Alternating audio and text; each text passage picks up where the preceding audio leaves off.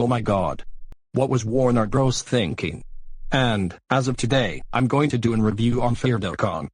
The plot follows, as when 4 bodies are discovered among the industrial decay and urban grime of New York City, brash young detective Mike Riley, Stephen Dorff, teams with ambitious Department of Health researcher Terry Huston, Natasha McElhone, to uncover the cause behind their violent and inexplicable deaths. The only common factor shared by the victims. Each died exactly 48 hours after logging on to Feardotcom. So, let me give you the reasons why it gets 500 internal server error. 1. The film has little to no plot. 2. The film is boring and not scary at all. 3. Countless plot holes. 4. An idea for a death website is very lame. What's more, it's also a blatant rip-off of the killer videotape in The Ring, though in fairness, this film was released before the American remake of The Ring. 5. Poor characters.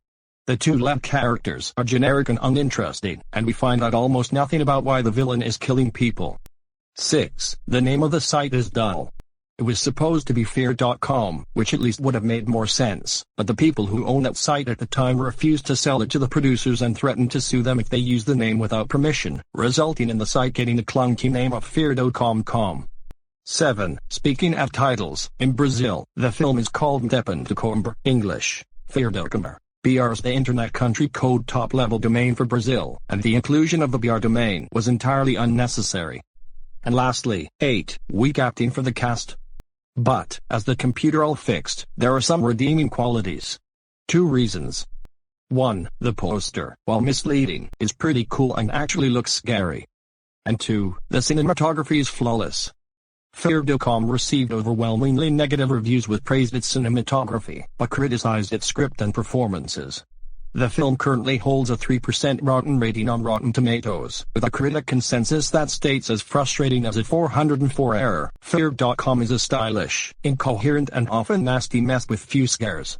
Roger Ebert gave the film a 2 out of 4 stars and stated in his review strange, how good Feardotcom, and how bad.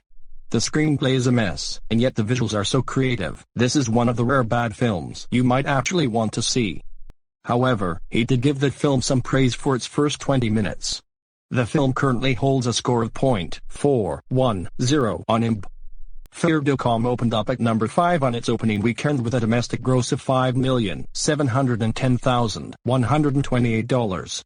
The total domestic gross was $13,258,249. In overseas markets, it made $5,643,766. Overall, the film made $18,902,015 against its $40 million budget, making it a box office bomb. I'm very disappointed how this film was. For that reason, I will give this film as my 64th least favorite, and will be listed as one of the worst movies I've ever watched.